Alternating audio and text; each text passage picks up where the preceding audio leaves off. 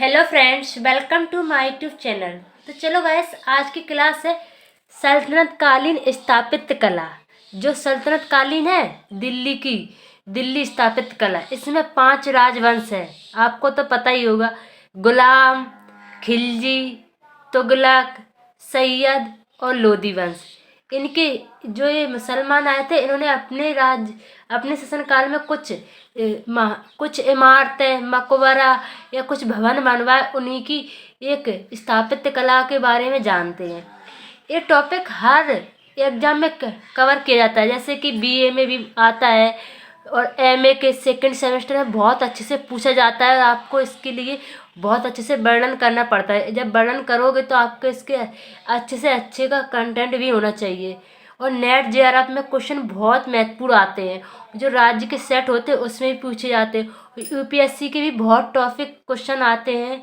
और वो बच्चा, आपसे यही नहीं बोला, जो बड़े बड़े एग्जाम के स्टूडेंट हैं वो भी इस वीडियो को अच्छे से देख सकते हैं। लेकिन वो बच्चा जो 10th 12th में है, वो भी इस वीडियो को देखेगा तो उसके चित्रकार, जैसे चित्र दिख रहा है इनके हिसाब से मैं आपको बताऊंगी, तो वो भी अच्छे से समझ जाएगा। इसमें बड़े से बड़े स्टूडेंट और छोटे से छोटे स्टूडेंट अच्छी तरह समझ जाएगा। तो चलो इसको शुरू करते हैं। आपको पता ही चलेगा सल्तनत कालीन क्या है, तो आपको मैं बता देती हूँ। जब 1191 में गौरी ने आक्रमण किया था, तो पृथ्वीराज की विजय हुई थी और गौरी की हार हुई, तो वो वापस चला गया था। फिर यहाँ आपको कुछ सीखने को मिलता है। अपन जब एक बार गिर जाते हैं, जैसे कि गौरी 1191 में जब आक्रमण करता है, तो पृथ्वीराज से बुरी तरह हार जाता है। बल्कि उनकी जो गौरी की सेना थी तो उसे भागना पड़ता है वहाँ से। लेकिन हमारे पृथ्वीराज की सेना ने उसका पीछा नहीं किया। अब इसकी उनकी दूरदर्शिता की कमजोरी का है या राजपूताना का स्वाभिमान का है, तो नहीं किया। तो जो पृथ्वीराज थे वो तो अपने वैवाहिक जीवन में व्यस्त हो गए, उनने संयुक्ता से विवाह किया था। लेकिन इधर गौरी अपने अपमान का बदला लेने के लिए 1 साल उसने अच्छे से तैयारी की और फिर दोबारा आ गया।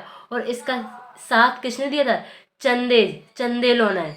इनका नाम नहीं आ रहा, संयुक्ता के भाई है। उन्होंने इसका भाई नहीं यानी पिता है, उनका बहुत अच्छा साथ दिया था गौरी का। इसलिए 1192 तराइन के द्वितीय युद्ध में पृथ्वीराज हार गए थे।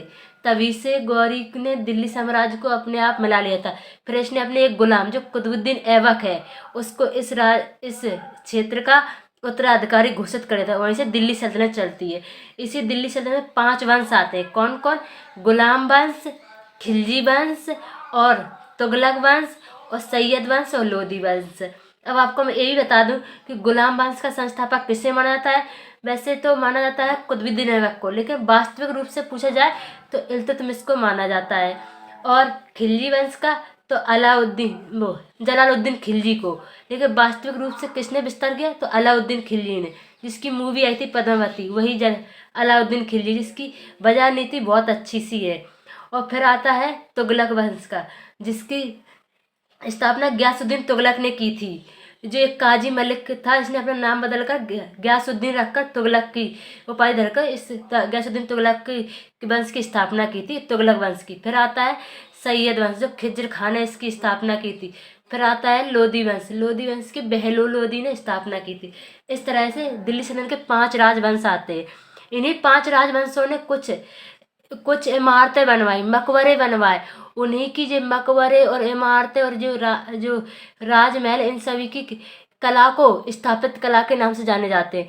लेकिन ये जो मुस्लिम हैं, ये अपनी हिंदू की स्थापित कला से के प्रभाव से बच न सके। उन्होंने इस कला को मिश्रित कर लिया। ऐसे कैसे? तो हम आपको इसको आगे से बताएंगे। पहले इसमें देखो क्या क्या जरूरी थे। तो अब आप देखते हैं राजपूताना शैली, जिसे देखो राजपूताना शैली में आलिंद, जिसे आले भी कहते हैं, ऐसे आलिंद होते थे।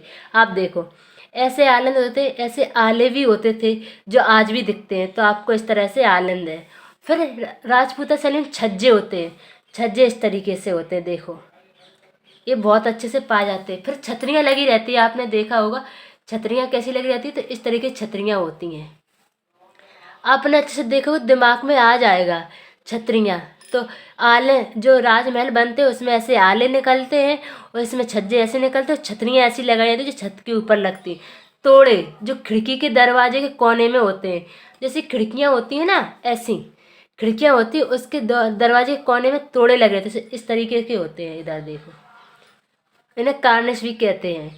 फिर ये होती है तोरण, जो डिजाइन है, जो दरवाजा आपने देखा वो गेट लगा हो तो इसमें इस छोटी छोटी डिजाइनें रहती हैं जो आगे एक झालर टाइप में, तो ऐसे तोरण होते हैं। फिर उनके दरवाजे भी होते हैं अपने हिंदू शैली में। दरवाजे बहुत बड़े बड़े होते हैं, जैसे आपने देखा होगा दरवाजे एक ऐसे होते हैं, देख ले। फिर होता है कलश, जो मंदिरों में देखा होगा कलश, इस तरीके से कलश ऐसे अपनी चोटी की तरह बनती जाती है बनती जाती है। फिर यहाँ पे एक झंडा जैसे ध्वज लगा दिया जाए, मंदिरों में लगा रहता है, इस तरह से आप देख सकते हो इन्हीं के हिसाब से। और फिर आता है घंटियाँ। ये वो घंटियाँ नहीं होती जो बजाने वाली होती है ऐसे बजाते, ये घंटियाँ वो होती हैं जो मिट्टी की बनाई जाती हैं। और छतें, अपने हिंदू शैली में छतें हमेशा पिरामिड शैली की होती हैं। फिर इन्हीं पे होता है, ये देखो यहाँ ऐसी छतें होती हैं, फिर इसी पे एक कलश आते हैं, कलश आगे आके फिर यहाँ पे एक ध्वज लगा दिया जाता है, तो ये मंदिर का आकार बन जाता है। फिर अलंकार जो सजावट के लिए काम आते हैं, जैसे नक्काशी कहते हैं, तो हिंदू शैली में देवी देवताओं की मूर्ति बनी रहती है। लेकिन इसका अपोजिट आप समझोगे, मुसलमानों में कभी जिंदा जो जीवित जीव होता है उसकी कभी सजावट के लिए काम नहीं आते हैं। अब इसी को आपने जैसे हिंदू शैली पढ़ लिया है, अब आपको इस्लामिक शैली पढ़ाई जाएगी तो आप इसमें डिफरेंस समझोगे कि इसमें डिफरेंस क्या है, और फिर इनने ऐसी क्या क्या चीज़ें अपना ली अपनी, इसको तो देखेंगे आप। इस्लामिक शैली की विशेषता है, इसमें मेहराब होते हैं। अब देखो मेहराब को देखा है, कहीं ना कहीं छतरी की तरह उपयोग किया है, बस छतरी में क्या छोटी छोटी छतरी होती, मेहराब बड़ा ही होता है। देख ले, मेहराब भी कई प्रकार के होते हैं, घोड़े के पाँव के आकार के और चौड़े। और घोड़े के पाँव के आकार के मेहराब कहाँ मिले? अलाई दरवाज़ा में, जो अलाउद्दीन खिलजी ने बनवाया था अलाई दरवाज़ा, उसमें इसका बहुत अच्छा एग्जाम्पल मिलता है। और जो चौड़े के मेहराब कहाँ मिलते हैं? तुगलक की इमारतों में बहुत अच्छे मिलते हैं। अब आपको पता चल गया मेहराब, तो इससे बच ना पाए, इन्होंने यहीं आके इसकी उपयोग कर लिया। अब ऐसे उपयोग क्यों करते थे ये लोग? कि इसके लिए ऐसे करते थे कि जैसे अपने मंदिर तुड़वा कर ये अपने मकबरे बनाया करते थे, अपनी इमारतें बनाया करते, तो उन्हीं की जो चीज़ें थी उन्हीं की वस्तुओं को उठाकर अपनी इमारतों में लगा देते थे। यानी ये होता था एक। और दूसरा कारण ये होता था कि जो वहीं के स्थानीय कारीगर थे तो उन्हीं से अपने मकबरे बनाते थे, तो वो एकदम इस्लामिक शैली को वो बना जानते तो है नहीं, बता दिया तो अपनी हिंदू शैली भी शामिल हो जाती थी इस तरीके से। फिर आता है गुम्बद, इस तरीके से गुम्बद भी 3 प्रकार के होता है। चपटा, जो अलाई दरवाज़ा में उपयोग आता है, चपटा देखो अलाई दरवाज़ा में घोड़े के पाँव का गुम्बद रहता है, मेहराब लगा है, और चपटा आकार का गुम्बद उपयोग किया गया है। और दोहरा गुम्बद जो सिकंदर के मकबरे में, जो मतलब गुम्बद के ऊपर गुम्बद लगा है। और नुकीला गुम्बद तुगलक की कालीन का सबसे महत्वपूर्ण एग्जाम्पल है। फिर आता है ढांटदार छतें, तो इनकी छतें, अपनी छतें कैसी थी? पिरामिड शैली की, इनकी छतें ऐसी हैं। तो यहाँ पे इसके अंतर में वो ये होता है कि इसमें डिफरेंट बता, तो इसमें उपयोग कर सकते हैं कि छतें अलग होती थी इस तरीके से। फिर 8 पहलू, तो इसमें तो मकबरे किस प्रकार होते? एक तो 8 पहलू के मकबरे होते थे, एक गोलाकार मकबरे होते थे, एक चौकोर मकबरे होते थे। फिर सहतीर, ये अपने आते हैं भीम लगा देते हैं, भीम पाए के हिसाब से दरवाजे में, तो उसी सहतीर या भीम का खंभा का उपयोग करते थे। फिर इसमें जालियाँ आती थी, जालियाँ बहुत अच्छी है, जैसे जब कोई मस्जिद बनी है तो उसमें जाली लगे थे, सुबह सुबह सूरज का प्रकाश आता था तो एक छनकर आता था, एकदम अच्छा लगता था। इसकी कुछ अलग ही चीज़ है। अब इसकी नक्काशी या सजावट के लिए क्या क्या उपयोग किया जाता? तो अरेबिक, इसे अरेबिक भी कहते हैं।